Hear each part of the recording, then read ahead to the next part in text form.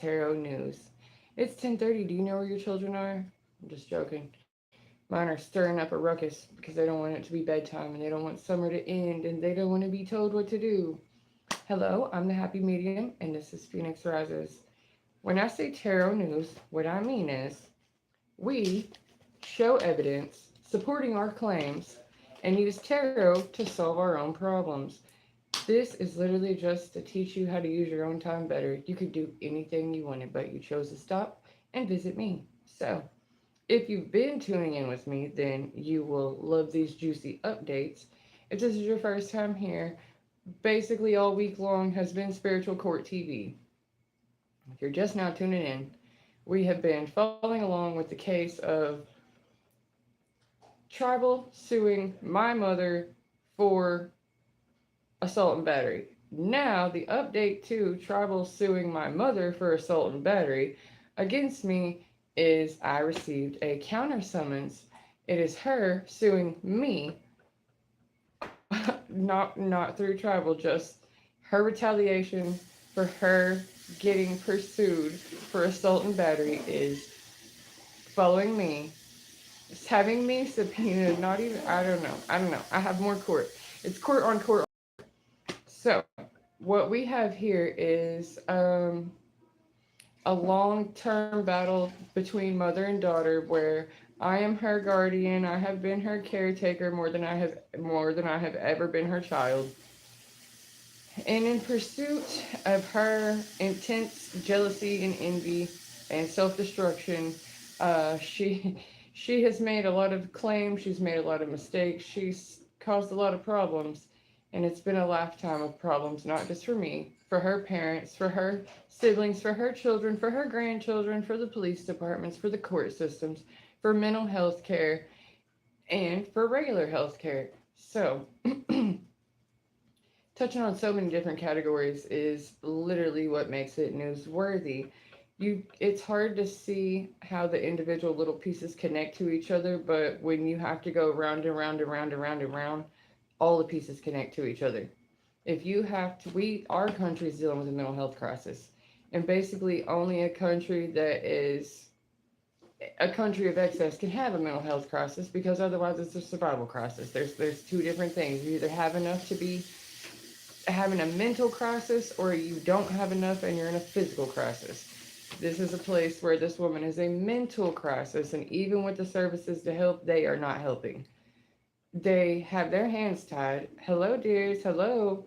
They don't just have their hands tied, her hands are tied because she doesn't know what to do. She's just made a fun game out of it. So, when I say tarot news, what we're going to do is at the end of this little segment, where it's the updates on the little crime scene we got going on here, like I said, I'll use tarot to investigate my own case. It's not nice to use tarot to investigate other people's shit because that's kind of like spying, but if you can't read your own, then obviously you would have a reader do it for you. It's just easy to attach things that don't really belong to you because that's kind of what you're going through, but not specifically what you're going through. Specifically, yes, I do. Yes, I do know who that is. To the Do You Know Megan? So, what we have here, if you were tuned in with me last week, if you're not tuned in with me, I'll give you the short version. Okay, so for the last 2 months solid, this guy's what? Got it literally late for you. Well, honey, thank you for stopping in with me just for now.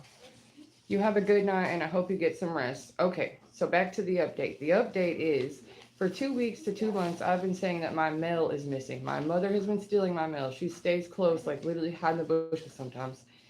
Takes my mail just to screw with me. So I missed interviews, I missed appointments, I missed all types of important date things because the paperwork wasn't coming. And even when I went directly to these businesses and offices and asked them, can you contact me a different way? There was no other way. It was just through the mail. So it got so bad and it went on so long that we finally went to our local post office and just asked, what's up? Where's the mailman? What are we doing? Where's it at? So every time I went to those offices, they were looking at me like I'm a crazy person. Like, well, we've sent paperwork. Are you just not gathering your paperwork and not wanting to bring it in here? Well, quick flash. Yes, I did bring that paperwork, and I wasn't joking when I said that they're holding all of it and I got it all at one time. So, from a little bit at the end of last month all the way through this month, no mail, like not even the regular local resident thing. Oh, hello, Megan. Morgan? Megan? Hello, Megan. So I got this one. All of these showed up on the 22nd. 7/6/2026, and a giant chunk of that. 7/12/2026. Let's see, another one. 7/6/2026. All of the information I have been looking for. 7/8/2026 and 6/30/26. These are the interviews that were missed. These were the important phone dates that were missed. These are my bank statements. And lo and behold, a utility bill that I have been looking for. 2 utility bills. So last week, this a-hole made me have to go. My water was shut off for almost 3 days trying to sort out what is going on with my water bill and where is that bill and show me that bill. And then as soon as that was back on the very next day, my electric was off and then back on. And I asked them, why is my electric off? It's 100-something degrees outside and I haven't even received the first bill yet. So they informed me it's been 2 months and so there should be a bill. And I'm like, yes, there should be a bill. What's going on? What's going on is my mother is a true fucking psycho.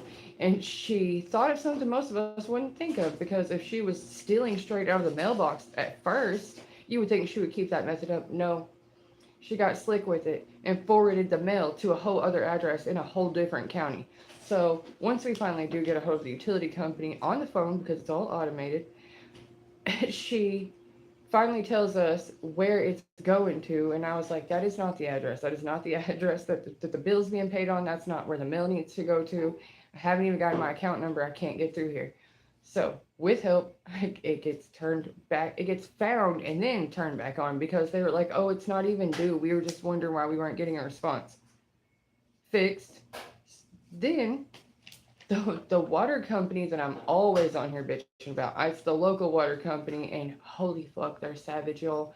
What they like to do is give you like 20 days, and the start of the month to the 20th day of the month. And if the bill is not paid on the 20th of the month, or something to that effect, right in this range, then they'll just cut it off. Like, if it's on the weekend, it'll change when they cut it off, right? So, okay, they'll just cut it off. But when they do that, no matter how much was due, it could be $13 due, they will cut it off. And then there's a $200 reconnection fee. So they played that game again this week. And then even after having to pay the reconnection fee, it was $45. They should shut it off because I didn't respond to the bill I didn't receive, because she was taking the mail and clogged up in the mail system. This actual bill came on July 15th. So if I was billed on the day I was supposed to be billed, it would have been July 20th. But we didn't get that. We didn't get that. I had to pay that deposit again, the $200 deposit. And then they had the audacity to mail me that there's another $8 hidden imaginary charge after all of that. So this is where we're at. And the jerk who is upset that look here, we'll cover most of this up. This here is the subpoena from Tribal to have me testify against her for the assault and battery on me in front of my children. So if you have a look here, boop, there we go. That'd be July 7th. Yeah. That's when they got with me to say, hey, we know she's doing you wrong. We know she's screwing you. What is happening here? Give us a receipt. So I have a receipt. Her retaliation. Let me fix this here. Can't be showing all my business. Her retaliation. Whoops, let me get it. July 22nd, right? So, after she's actually getting sued by Tribal for assault and battery, she attempts to retaliate by saying, I forced entry. that she has asked me to move or leave or whatever, and that I have refused to do. She's never even asked me to fucking leave. She's put her hands on me after I let her in as a caretaker into her own house she cannot manage. She's in jail for a year. She's supposed to go to psychiatric for a year. She doesn't do the psychiatric. She just throws herself on me, and I have protected her house to get in, but it's also her brother's house, and he has to come back for medical to get in. So I have an actual lease here and have had a lease here since 2022. The craziness, y'all, the fact that someone's helping her file paperwork, like she's so far up her own ass that some other real adult has to help her do this and be like, you know what you should do to them, you know what you need to do. You need to quit taking bad fucking advice and quit trying to attack your kids. That's what you need to do. So, while she's sitting over here just Mufasa, Mufasa, Mufasa, like these fucking hyenas, like the more she says my name, the more she's like that. Like, she's trying to galvanize the group against me, but the group is wrong as fuck because I wasn't trying to do her in the first place. To the sick person, you might need to lay down, honey. Did you get hot or something? What happened? Oh, I see. Are you okay? And maybe I had a really bad headache today, so I can relate. There was too much. There was too much on the plate. It was too hot. We're coming out of the Mercury retrograde shadow, like I was talking about, which, as stupid as that sounds, it does affect the things like the paperwork getting stuck in the mail, being redirected, just a bombardment of shitty shit. You can only you can only do so much. You don't control the weather. You don't control how the day goes or how you have to deal with it. All you can do is collect the evidence, I guess, if you will. And that's what I mean by holding on to those things because there was an upside to it as well. My son's birthday was at the beginning of the week. He had a great time. We went swimming in his grandmother's on Saturday. We went swimming at a nice remade public pool on Sunday. Then on Monday we went to his granddad's for a little bit, but had like the little birthday party where Papa's has the cupcakes and the favorite foods and the just it's kind of more at home. A cancer's always a homebody, so he loved that more than all the public stuff. Got the toys. And then today, if you go look at my shorts, it was a Chuck E. Cheese day. So Chuck E. Cheese is the bomb, and they make sure to give you this little like this birthday package thing in your email. It's 30 minutes of free play, 500 free points, and like free cotton candy. And the 30 minutes free play, if you have two kids and you have one card, both of them can just use that card on as many games as they can both tag in 30 minutes. Basically, it's a really good deal. So if you don't have a lot to work with, you're just kidding. You're not sick. Well, I'm glad you feel better. So to get to the tarot to investigate what's on its way, give me 1 second. So I had to just kind of grin and bear it the entire time of waiting on that mail and knowing that it was screwing me over. And there's so many things that weren't able to work out this whole time I've been here because of the paperwork being janky, because of there being multiple owners in the situation, multiple family members who can't handle their shit, and other ones who are sharks. So I'm just literally Malcolm in the middle with the bullshit being tugged in both directions, but just trying to hold down the fort. So if you've been working on something for the last year, you've been making new habits, you've been making new boundaries, friends, building whatever it is you've been building, now's the time to just maintain it. You don't have to try to struggle. It's not going to keep being uphill. It's not going to be the clogged drain. It's just going to be maintain. Name of the game is maintaining what you already got. I'd try to say get momentum, but that's unrealistic right now because honestly, we've already reached somewhat the peak of summer. We're at on the downside of summer, midway through, but downward. At the end of August, it's just gonna go by and we're not gonna notice a lot because back to school, back to school. Speaking of which, if you have to do the back to school thing, start buying some of your main school pieces now because even though you get to the tax-free weekend and the whatnots, they actually do bump the price up on you so that they can take some off and still get the exact same thing. Meanwhile, you're burning up more gas than in traffic, waiting with all the other traffic who waited till that weekend and that paycheck specifically to get it all done. And then your choices are less because people have been picking away at it the whole time, right? Get it done. Stop procrastinating. Do something. Meanwhile, since it's so hot, I don't know which state you're in. We have a hurricane coming, and if you're already in it, I apologize. That's terrifying. We have tornadoes, but we don't have big enough bodies of water to deal with a hurricane. My heart goes out to you, and I hope everyone's animals and properties are as protected as they can be. All right. Speaking of properties, let's find out what's coming for your weekend because if you were involved in any way in the week I had or you had, I bet you didn't like that, and I bet you're tired. There's an Amy, there's an Army in the. Okay. Well, I'm sorry. You're gonna have to stay with me. Just stay with me. How about this? Okay. Let's see who you are since I'm wondering. Is this your card? Is this your card, friend? Change. Change is a coming. Keep your change, filthy animal. Yeah, that's the kind of vibe I'm feeling for this weekend because it's not over. Just because it got quiet doesn't mean it's over. This one I'm talking about over here thinks they've won, and the other culprits who were involved are so effing tired of having to be on duty. But honestly, they started this shit and then just wanted to back away from it. Like, that wasn't me. I don't know what you're talking about. I was just wanting for the greater good, Mr. Nice Guy. Next thing you know, Mr. Nice Guy's like 10 grand deep in some shit that's not going to work out. What's my name? The Happy Medium at Phoenix Rises. A person who's a friend. Oh, look. Judgment. Judgment on that. Boop, boop. Just the messenger. I don't need a name. Not really for the work, huh? Oh, there's a thief. There's a thief among us.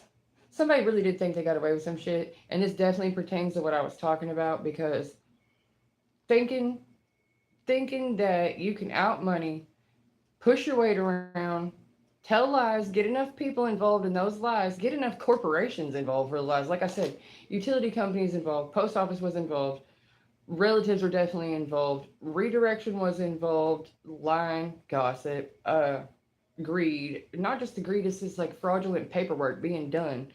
And all the way up to espionage and stalking. Like, this bitch is crazy. So what can you do? Knight of Cups. Knight of Cups. She's trying to offer something up. But that thief, hoping to get something in the cup, she could have been messed up. Truth messed her ass up. Because she was drunk on power. For real, she's been doing this for so long that it's just her favorite game. She doesn't really have any other thing in this world except for this house that she's always saying, this is my daddy's house. This is my daddy's house. Well, she's just confrontational. She's actually not doing it to gain anything, and every time she's tried to live in it, she cannot manage to live on her own. She can't actually live a normal life with a routine where she can cook and clean for herself or do errands and stuff like run to the grocery store or do laundry. I don't even think she can manage personal hygiene, really, if left alone. She's been institutionalized, and it's like she's had someone tell her what to do for so long while saying, don't tell me what to do, that she's just in conflict with herself. She doesn't know what the fuck she wants. She hurts and she's miserable, and nothing makes her feel better. So she just wants to bring others into that fire with her, and she did a good job at taking almost everybody down with her. She took everyone who gave a shit down with her. And so all that's left are the hyenas. All that's left are the ones who they're going to use her up and throw her away. They were already doing that. They were just using her for a check, using her to get high, using her for a connection to other people who get high. Like, she's a good time girl, and she's not planning on stopping anytime soon. So in this chunklet here, Queen of Swords, her mom and her dad actually built a lot for her. That's what this is about. And she's just ungrateful. Like, just attack. It's not really charge forward. It's aggressive and attack all the time. To the point that she lost even what she had. Like, she's got to walk away from it because there wasn't even a fight to be in. It's crazy as hell. You don't have to fight for something that's yours, right? And that's why when I'm talking about this court between both of us, like, I would not take, this bitch has done so much to me that would be worth just having her taken out completely. Like, fuck court. I'm talking street justice. But what would that do? That would just be me forfeiting my life, the part she's not in, for her. For her. That would still be giving the attention to her, the time to her, and the quality of life to her because that's what she's really wanting, the attention, the juice, the fucking, your essence. Because she can't stand it. She wants to have some part, but not to be positive. The part she's always played in my life is the menace. The part she's always played is the bad guy. She's never like brushed my hair or made me a freaking peanut butter and jelly or like set an alarm clock to take me to school or anything. She's never done anything like that.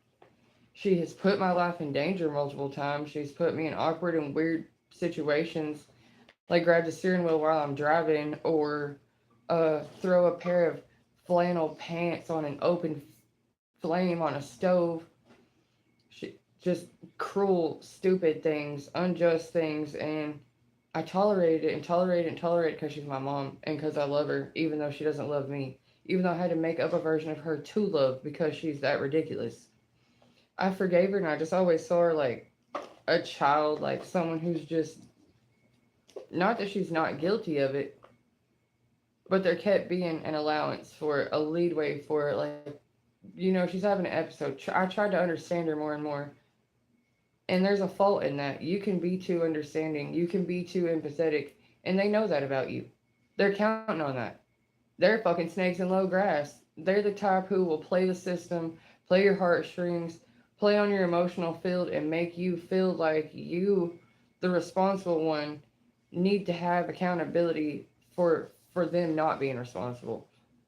They have always had a crutch, and giving someone that crutch, they're supposed to heal. Crutches, you put your leg in a cast, you walk around on the crutch, and your leg gets better, and then you don't need the cast or the crutches. Well, when someone leans on their kids like that, it's not, an emotional crutch is something they're not going to let go of. The guilt trip, the sarcasm, the intimidation, the whatever means necessary to keep you bound to them because they're too codependent to let go. You've had to be extra hyper independent where your needs aren't needs anymore. You see them as wants and their needs are facts. Like, even their wants are considered needs in your mind because you're trying to appease. They're so bitter, so cranky, so whiny, so self pitying that you're like trying to always find the off switch, right? But they're doing that on purpose to get that response out of you. It may not be aggressive, but it's still reactive abuse. It's still doing it on purpose to lure and bait you into giving them what they want. If you look at them like a toddler, they're easier to deal with because toddlers do get told no. They do get put in timeout. They do get consequences that they can understand because it's simple terms. No extra words. No, it's not complicated. It's just, nope, you didn't do what I told you to, so I'm not helping you. I'm not showing up. I'm not answering the phone. I'm not playing your game with you. Like a baby who knocks the toy off the table and you get it. You put it back up there, they knock it off again and you get it. And then the third time, you're not really smiling anymore when they knock it off the table and you get it. And even though they can tell that your face went from that, oh, okay, okay, no more, okay, okay. And whenever that's the cycle that you have to do with the person that you're taking care of, they're a toddler. They are a toddler. They are an emotional toddler because they're going to keep, that's their method of operation. That's their pattern. That's their habits. That is their behavior. That's their core person.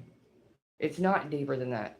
And if it is deeper than that and you make the allowance and then you're like, that's just who they are, good. Go from there. Now that you know that that's who they are, how are you, the adult, going to respond? Because if you let it keep going, they will get worse.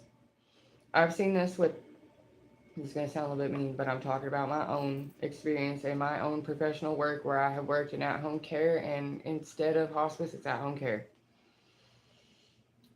When you have a senior parent who's not quite that old, but they have been basically put onto disability, they basically are home bodies now. They're not bedridden, but they're at home. They don't go to work anymore. They used to, they don't. You, their adult child, take care of them. You fill in the gaps. You can take their autonomy away, you can take their independence away and almost cause them to become more codependent on you. One, you don't make them do the physical therapy because they say they don't like it. You don't make them take the medication because you're their child and not their boss. You don't make them do the ambulations where they turn side to side, or they have to get up and walk around, or they have to do the breathing treatments. You don't make them do it because they say, you're not my boss. But you're doing it out of care, you're doing it out of love, and it's wearing you down. It starts to make you feel like you feel more about their care than they do, and that's true. And you also feel more concerned with their care than your care. You're not only up against the wall with them not wanting to do it, you're neglecting yourself too. So it becomes a habit, and they become reliant. And the more you have done for them, the more they try to have you do for them because they get spoiled. They really do. They start acting like they can't take their plate to the sink. They start acting like they can't reach over there and get that magazine. And the more they don't do, and the more you do for them, the faster it literally hinders them. The faster it takes it away. It accelerates the not doing for their self thing. So what might start out as a gentle cause, like, I'm just trying to be helpful. I'm just going to park your car. I'm just going to go get the groceries. You're also taking away the few activities they have left, the few things that regulate and regiment their day. They used to go get the mail. Now you do it. They used to walk their dog around the block, but now you do it. Well, that's that much more sitting. That's that much more waiting. And that's that much more time that needs to be filled up. And after so much time where people don't feel like their life has any enrichment to it, they don't really engage with anything. It's just blank. They don't want to show up anymore. They start not want to wake up. They definitely aren't taking the medication, but they won't do the physical care. They want out. And the thing is it's not an overnight process. And somehow in that giving up, 20 more fucking years go by. That's 20 years of you coddling them and following them around, and basically the second half of your childhood and then their childhood. It shouldn't be that quick. There's about 20 years for you, 20 years to be an adult, and then 20 years to them. Like, they need to actually be up there, where they can't. Don't start telling them they can't before they can't. Let it unfold naturally. Now, in my mom's case, it's been like this since she was about 15, and she should not have children, just 5. She should not continue to have partners. She doesn't necessarily need to be uh, medicated all the time. To a certain degree, she does. She has a serious chemical imbalance. But we've tried doing regular psychiatric. That's not going to work. She always says, I like the mental hospital. They got better drugs. But she's criminally insane and a career criminal at that. So she needs to be in an actual criminal facility. That's what she's earned. That's what she deserves. She's been an absolute menace to all. But for so long, so many of us graded on a curb. Everyone graded on a curb. Everyone let it go. Accommodated her, dealt with her episodes. I mean, we all took personal damage, from physical harm that she did to property damage to mental duress. Like, no one else got, well, I can't say no one else. Basically, my grandma got put in an early grave from it. And we all got away from her as much as we could and only deal with her when she pops up on us asking for help, because otherwise she's a tornado trying to get out. And I feel like some of you watching have definitely dealt with that. And even though I'm hitting a lot of topics, like I said before, I'm still talking about health, mental health, finances, because the finances, the crazy thing is what funds all this for her is she draws a check. She has drawn a check, and because she's a tribal member, she has gotten other benefits the entire time. And it's like, she worked the system in the beginning, and she used everything available, including claiming like mental illness for disability. And she played a part for so long that became the truth. She didn't have to do that. She did not have to try to get every version of child support, food stamps, work assistance, the disability, everything. She went for everything she could, and she got to ride this gravy train with biscuit wheels for a long time. And then when she was caught for all of it, she just basically claimed insanity. Like, oh, I've had problems with addiction all my life, and I don't know what I'm doing. I'm just trying to recover. Meanwhile, everyone who's had any encounters with her ever talks about how intelligent she is, how fast she can switch in and out of characters or personalities, and how much knowledge she has on the law and real estate and military protocol. She could be a whole sleeper cell, and no one would ever believe it because she's that much of a cartoon character. She's fucking Daffy Duck. I hope that none of you have to deal with this, but if you have been, a lot of the reason I have a channel and a lot of reason I talk about it is because these are problems that are most definitely not getting solved, but bred up in the sense of every time we have a budget cut, it's mental health. Every time our prisons are overfilled and they're mostly filled with poor people. They're not really filled with criminals, like dangerous criminals. Those are the ones that get away. But the ones like my mom and the ones who can't pay their fines and the ones who get high with her, that's who's filling up all the prisons. It's a repeat offender because they get all these fines and their parole, all these things. Most prisoners, they get out and within 200 days they're sent back. Most addicts, they get out within 3 months they're sent back, and they're counting on that. So basically, prisons extort these people for cheap labor because they're making shit like your iPhones and your Kellogg's cereal, and the corporation gets a much better price on using that cheap labor by keeping their prisons full. Look into what I'm saying. It's connected. They're not over here making license plates and digging ditches. They're making real products that go into real big name companies, and that's how they're getting the discount. That's how they're getting the profit. That's why monthly police officers need to get their quota.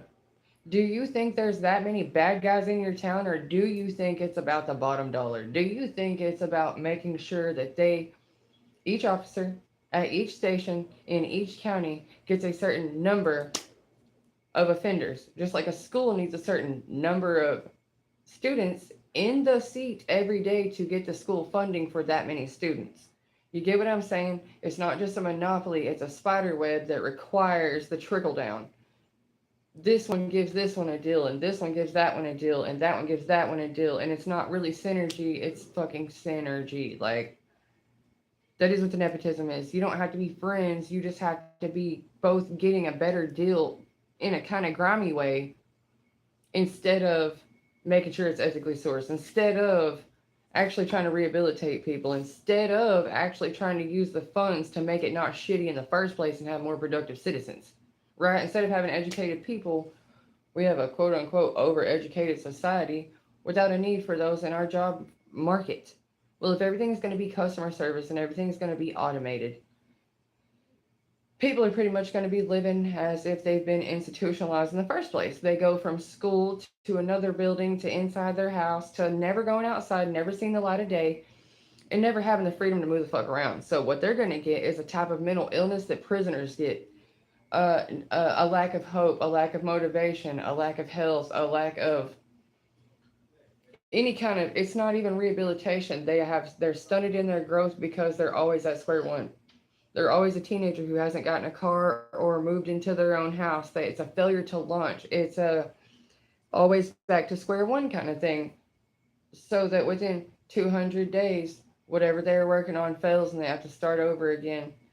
That's a pretty good way to make sure people give up and clock out literally early. Driving people insane doesn't serve a purpose. Displacing people over and over again from their job to their community to their just whatever. COVID was a great divide. People felt so much contrast. We've had such divisive tactics used against us that we're all kind of our own island now. And being on our own island, we've had to come up with other things to fill our time instead of dragging other people into it, because dragging the other people into it either interfere or derail you completely or cause a conflict you can't come back from. Words hurt. And once you say certain things, even if it was just an opinion, it's permanently like that. Like, it's love lost. There's no going back to that. Forgiveness would help us progress, and it's not going to be possible to just forget the past altogether because the past repeats itself, and we're in a very repetitious cycle. I'm mad, you're mad. I retaliate, you retaliate. I said this, she said that. I can't stand the fact that this whole fucking stack of paperwork that I have to keep holding on to, and all the goddamn notebooks, and even the little side quest where it's like, oh, what did the guards say, man? I know what they say. They say this is some fuck shit. Keep your eyes open, watch your back, don't trust anybody, and while you're at it, sleep with one eye open. Well, I don't like being a paranoid person. I don't like being a vindictive person. I don't like being an I told you so person. But preparedness is everything. If you stay ready, you don't have to get ready. And when you're constantly dealing with this level of shit, instead of saying, why me, instead of being in a victim mentality, even though you are being victimized, like you're actually getting fucked over, it's not imaginary. You got everything in the world to prove it, and you're constantly like working on it. So I said it's like spiritual court that won't end. Well, the positive news in that is it's basically the spirit to flesh battle has finally made it down to the ground. As above, so below. Well, that shit has been brought down to ground level to be dealt with. It's no more hidden hand. It's no more smoke and mirrors. It's no more fucking rabbit out of a hat. It's all up in your face. The people who don't like you are letting it be known they don't like you. The people who've been for you or the people who will be for you are starting to show up. And the reason it feels like things are being torn down around you and there's been a lot of loss and a lot of grief and a lot of transition is because you were making space for where you were always meant to be. You were supposed to be walking a different way this whole time. And for everything you've tried and every little thing you've built and every little lily pad that you've jumped to, your labor was not in vain. You learned how to do it. You learned how to do it in the face of adversity. You learned how to do it with nothing but hate to grow from. You learned how to do it through self motivation. It's never too late to change the road you're on. It's never too late to turn around.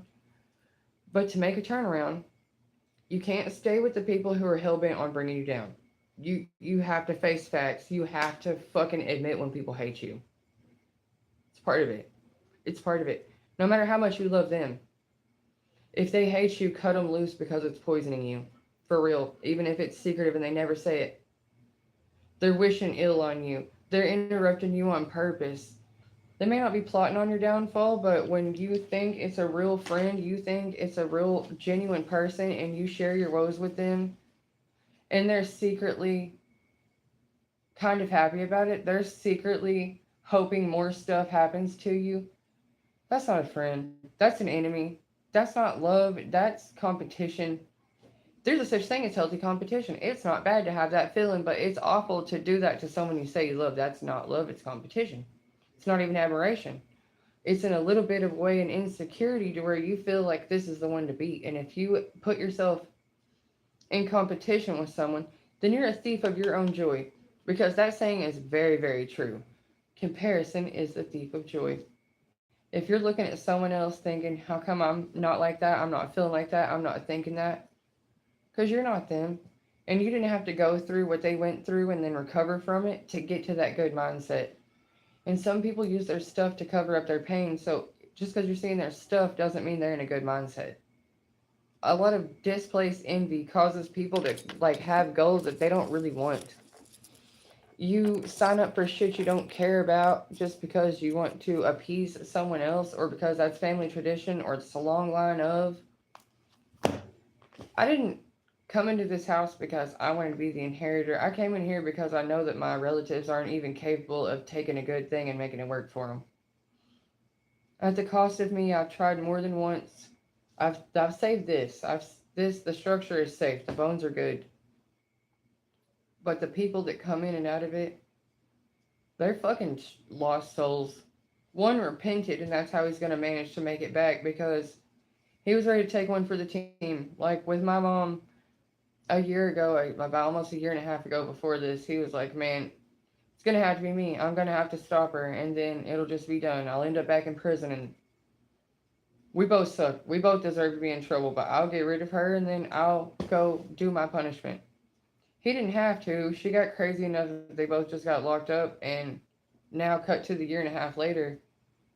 justice is kind of being served because I was the one who went through it with him then, and where they're both in the wrong, I was present and accounted for, and so are my fucking kids. And so there's police reports, calendar dates, eyewitnesses, all types of stuff to back up what both of them are saying. And if all we do is just say the truth of what's happened from then till now, she did this to herself. Absolutely no one was trying to put her out. This fucking made up fight she has been in her head for the last 30 years will not end. And that is a part of her mental illness. She fought herself and lost. Everyone tried to keep it open for her. Everyone tried to have the family stay together to help her and us, and it didn't. It couldn't work. She's a threat to us all. But the rest of the family still feels sadness that it's like a bad dog having to get put down. She's not going to get killed, but she's going in a cage. A wild animal's going in a cage because she cannot stop eating things. So we have to, for everyone's safety, including hers. It's a hard decision to make, and no one wants to sign her over. It's like having a really, really bad kid who has to go to jail. But if your kid's trying to kill you, they have to go to jail, guys. The same dynamic as I said, the adult child does not have to take care of the parent who wants to be codependent. Well, the parent does not have to risk their own life and harbor basically a future murder in their house. If your kid's a scary little bastard who's doing things that he or she has a violent nature, has a very impulsive, dangerous, aggressive manner, to where out of nowhere they may smack an animal, out of nowhere they may punch their sibling, out of nowhere their language is very guttural. Episodes of that where anger is their immediate reaction every single time. Now, if they've grown up in an environment where that's what they see and that's what you do, don't try to pin it on them and say it's just them. You'll both have to stop. You need to get anger management services. There's such a thing as online telehealth anger management, and all it is a self-tracking mood thing to help you with tips and hints. It's not like you have to talk to somebody and feel judged. It's not like you have to get medicated or anything. It's just the tools that we weren't given. A lot of this stuff's generational. A lot of this is they didn't know better because their parents didn't know better. We do know better. We've been working at it for a really long time, and where the ones before us failed, we won't. Because we have the record, we have the history, we have lived it, and we know the nature of the beast that we're dealing with. So, this, although it's for me to honestly track and report my own situation because she's been fucking with me too long, and the rest of them, it's best for me to stay in the light. But I air my shit because I don't care. I'm transparent. I didn't do. First off, I'm not attacking myself, and second off, other people feel very much ashamed of these kind of things and feel like they can't just say what's happening, that they can't talk in everyday conversation about this. I donate pretty often, and when I donate, I always talk to this real small little girl whose sister is also schizophrenic. She just told me 2 days ago that the sister beat the hell out of their 60-year-old dad and then ran off because she had an episode. And I said, it's like they're a demon.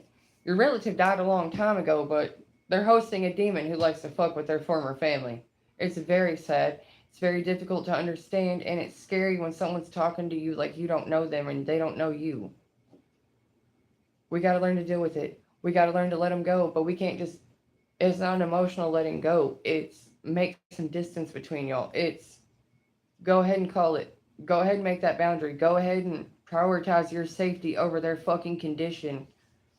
Because some things, when it's too late, it's too late. The unhealthy relationship, the obsessive boyfriend who wants to kill you for leaving, the parent who can't manage to live on their own in the way that they just might take the wrong medication. But you can't be on duty all the time. It's sucking the life force out of you to try to lifeguard them. It's okay to get help. It's okay for you to seek professional help, but it's also okay for you to seek like the services, like get a hospice worker, get the Meals on Wheels person, get a daycare, get a fucking juvenile detention officer. People make their profession, it's their whole life. They make their whole life about solving these problems, these everyday problems. Instead of hiding our everyday problems and acting like they're going to go away because we don't talk about them, why don't we talk about it? Why don't we normalize the struggle? Because the struggle keeps struggling. Why don't we normalize talking about our problems so that solutions can come to the table too, not just these problems?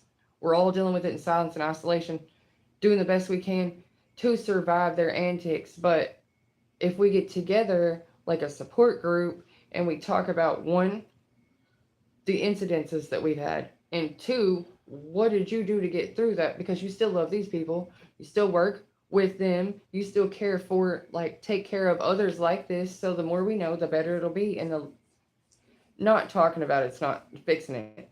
It's not taking the trauma away. It's not giving solutions. It's not normalizing having to help people get through this stuff. More and more members of our society are breaking down. They're crumbling. Things are getting a lot harder. Instead of stepping over the human suffering, like that's on them, they did it to themselves. Maybe, maybe, but maybe we're helping by ignoring it. Maybe we're not using our services very well. Maybe we're not enforcing certain things very well. Prevention is worth a pound of the cure. An ounce of prevention is worth a pound of the cure. If we take care of our kids better, they will not grow as the weeds in the concrete. They will literally be stable individuals who learn to be independent on their own. If your child is 10 years old right now, they're halfway to 20. How well would they do as a 20-year-old? If in 10 more years will you be able to hand them over to society and know that they can function not just for themselves but as someone that others can rely on? It's time to start talking about our issues, start finding solutions for those mood problems. Our mental health is everything. Everything. If you can't even get yourself upright on the day to day, if you can't turn off the manic depression, the anxiety, the fear, the paranoia, the bitterness, the anger, the dissociation, then we're all like spinning tops that just bump into each other. We're not going anywhere and we can't achieve anything. We're just spinning until we fall over. That makes everything feel empty. That's a very nihilistic view of the world. That's a get it now while you can because it's about to be gone. The more you think like that, the faster it goes. It's not burn it all up today and worry about tomorrow. Worry about tomorrow today. Stop waiting tomorrow to do what you could do today. Do it today because we have a serious backlog of work that needs to be done that has yet to be addressed. Time to address the nation. Time to address ourselves. Time to look in the mirror and say, am I fucked up or am I alright? I think I'm alright. I can do this. Not just because I'm used to it, but because if I'm not used to it, I need to get used to it. I need to get stronger at this because this probably is not going to change. It's probably going to get worse. Like I said, solutions aren't being offered and the crash out just started. The problems are just now really, really showing. And without those solutions, and without the funding, and without the answers, and without the trust, which is really what we don't have, then we need love, and we definitely need understanding, and we definitely need empathy because instead of needing someone else to be lower or have fallen lower than ourselves so that we can feel good about the little rock we're still standing on, it'd be better to empathize and appreciate what others had and what they lost, what they've gone through, their plight. If you want someone to see your plight, you have to see theirs. If you want someone to give you courtesy, you have to give them courtesy. And it doesn't even have to be the same person, but at your core, that's who you need to be. That's what needs to guide you. A sense of connection to other people or understanding of other people, understanding of the human condition.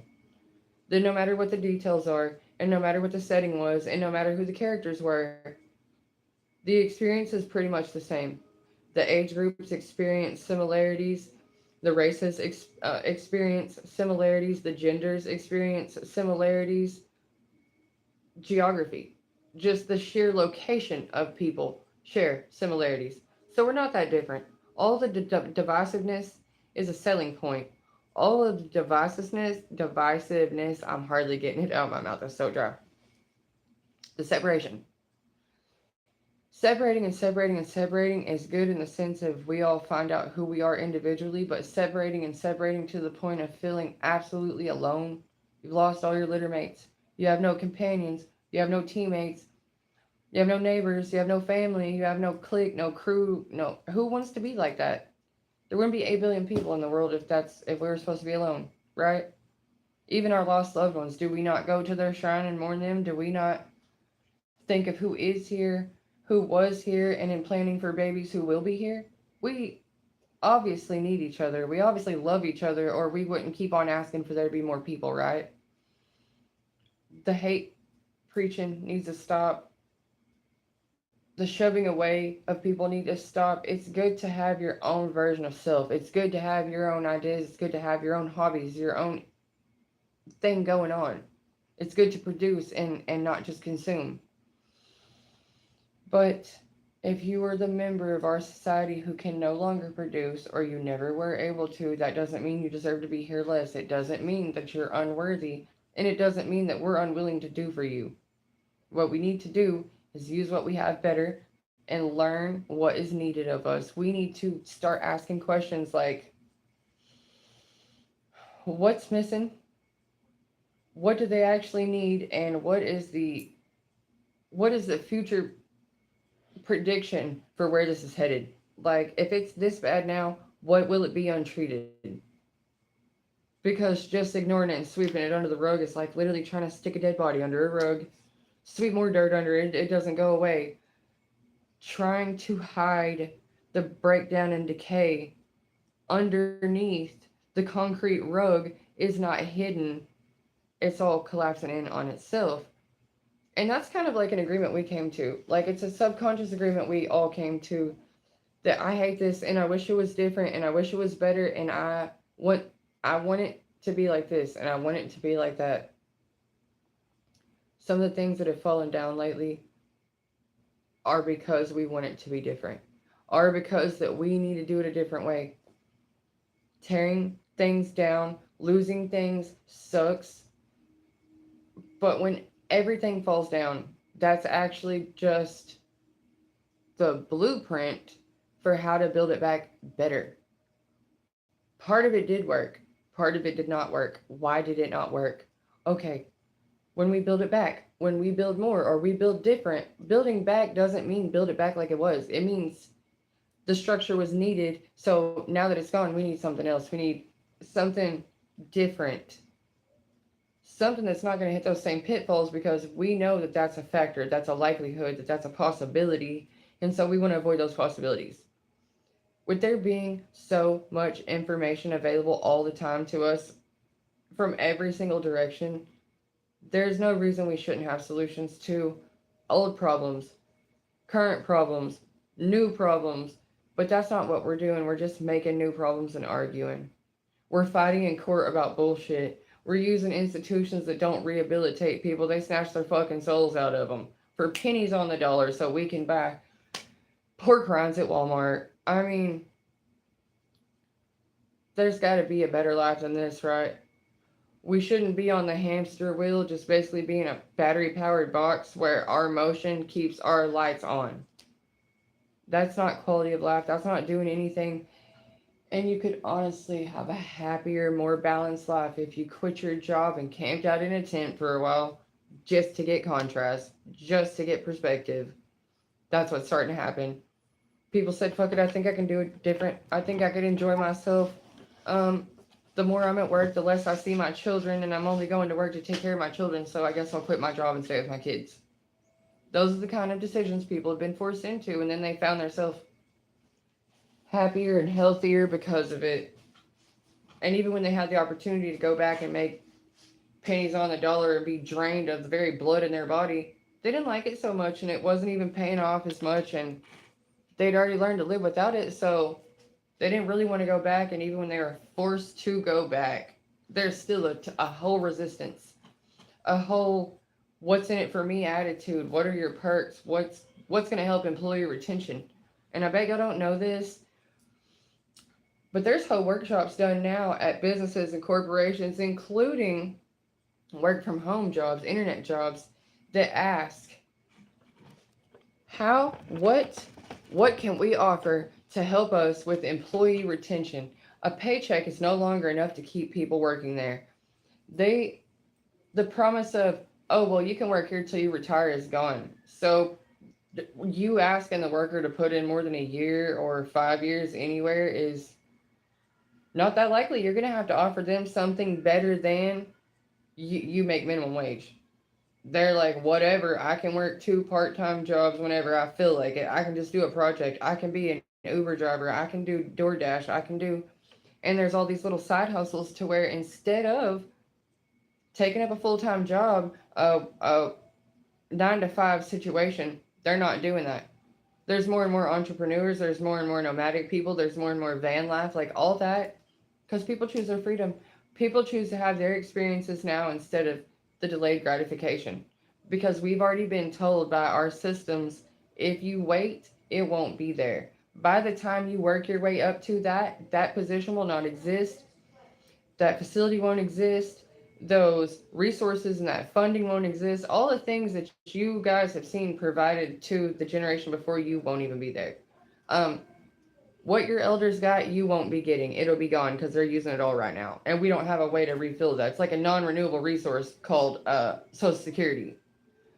So if there's no retirement, no 401k, no Social Security, there's no supports for us when we become useless members of society because we can't support ourselves anymore. We need to be thrown off the bow of the ship, right? That's kind of the narrative being shoved on us. And I say narrative loosely because that implies a story being told to us. No, these are these are executive orders being enforced upon us. Every single department has been hit. Every department that actually helps fill in the gap for their citizens has been snipped and clipped and budget ripped and told it's for our best, greatest good, and that we should like it. And if we don't, then we're not patriotic. What's patriotic is learning your rights and then using them. What's patriotic is protecting yourself, your family, and your neighbor and their family because we got it like that. Being lied to as if we don't have it in the budget to not be acting broke as fuck. Well, trying to extort every member for every little fucking dollar that they get. Oh, I heard your pocket jingle. I better get that 15 cents.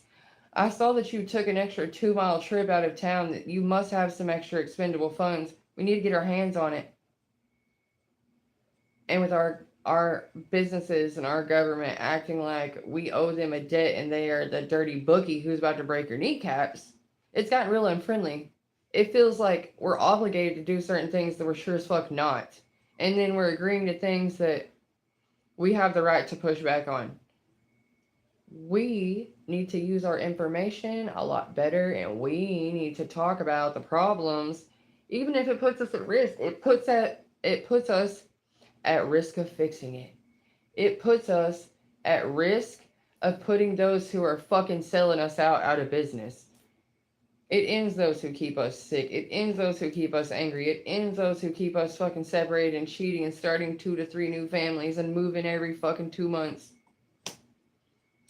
As if we're not still gonna buy shit, but trying to squeeze one person as a permanent piggy bank. Oh, this one's a good producer. Stay with them for a lifetime. Bleed them dry. It's like plugging a person in as a battery and always using that same battery because it's reliable.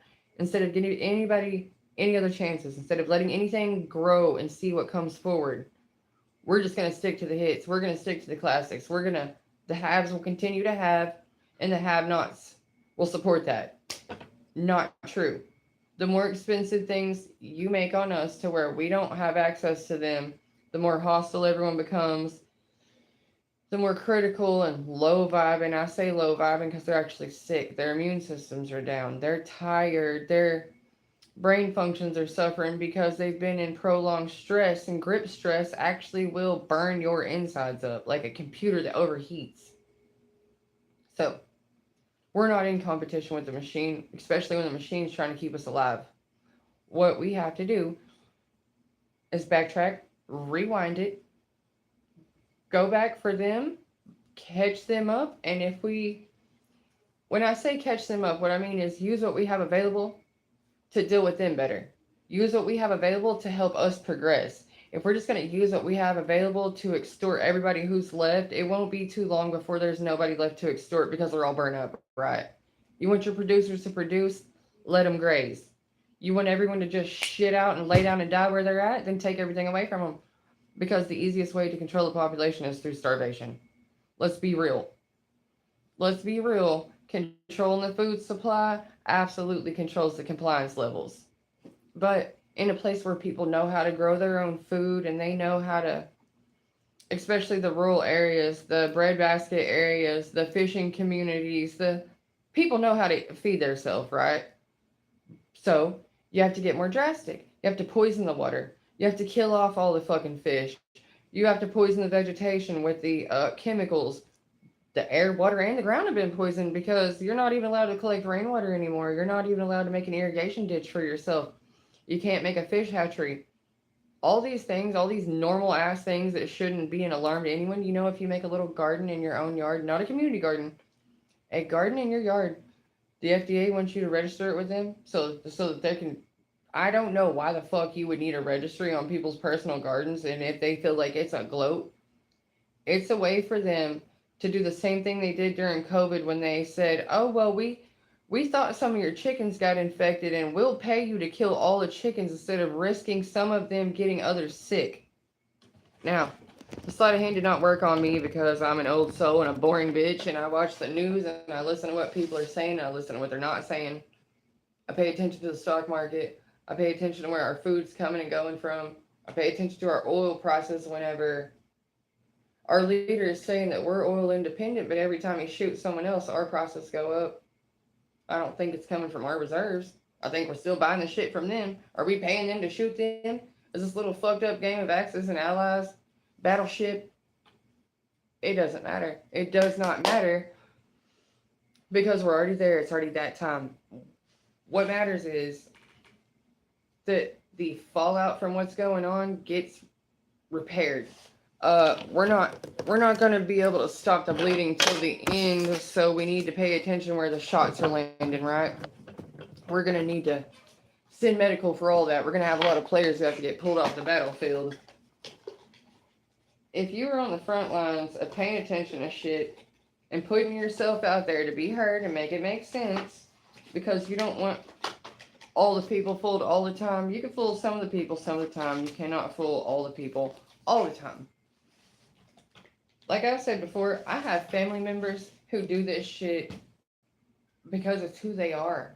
They sit around thinking of ways to just undersell the fuck out of somebody, or basically to have someone indenture themselves to them so that they can lord the debt over them, so that they can basically own and operate these people at the flick of their wrist. To do that, to have them, it's not even a money thing. It's, you do not have to have money to have power or influence.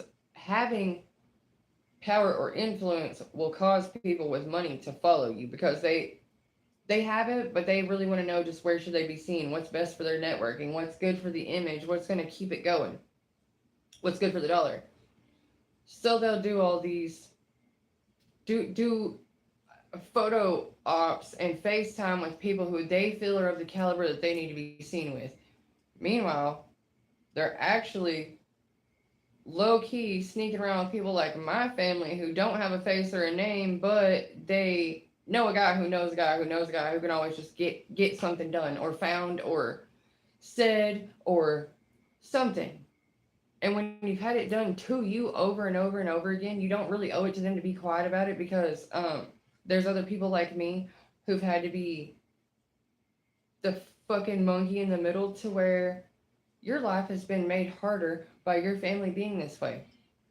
You do not operate like them. You walk in the light. You're the type where you have the sheriff's badge and the freaking certification and the credentials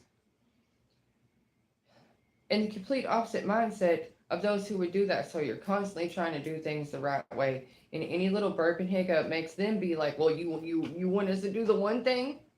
No. I don't want you to do anything to help me. I don't want you to say you help me.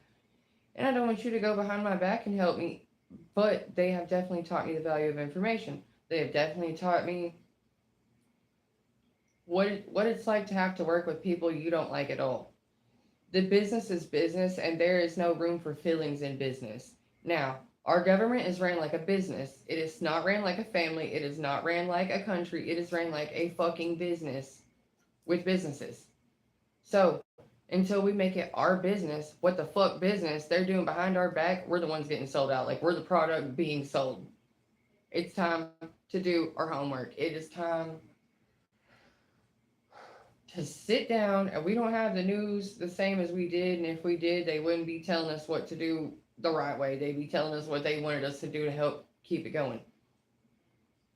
It's up to each one of us to figure out what we need and to check our local resources and see if what we need is actually provided. And if it's not, follow through with that. Petition for that.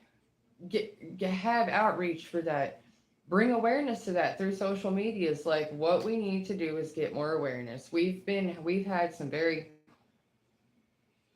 dark and ugly things brought to the surface, and that's still kind of what this is about, because all the way through Leo season the sun will be shining on that truth. Like, it will be some say it with your chest ass shit, and the truth will set everyone free.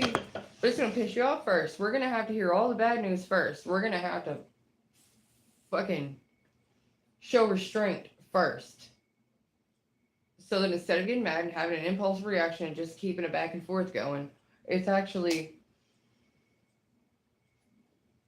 sort through the anger, get down to the root of the issues, and then start addressing those issues. Start coming up with solutions for those baseline problems, not just keep trying to find someone to blame or someone to take it out on, because it still won't fix the baseline issue. However, awareness, awareness, awareness. If we're not comfortable talking about it and we won't say the truth and we're going to twist the words around to protect, I don't know whose fucking feelings, because we're all seeing it, we're all being put through it. So I don't think that trying to use sugarcoating and diversion is going to work. If we just call a spade and say what it actually is and what's going on, solutions will come about. Business will be done more ethically. Things will be checked into. More people will, the more eyes will be on the situation, because more people know they need to be informed.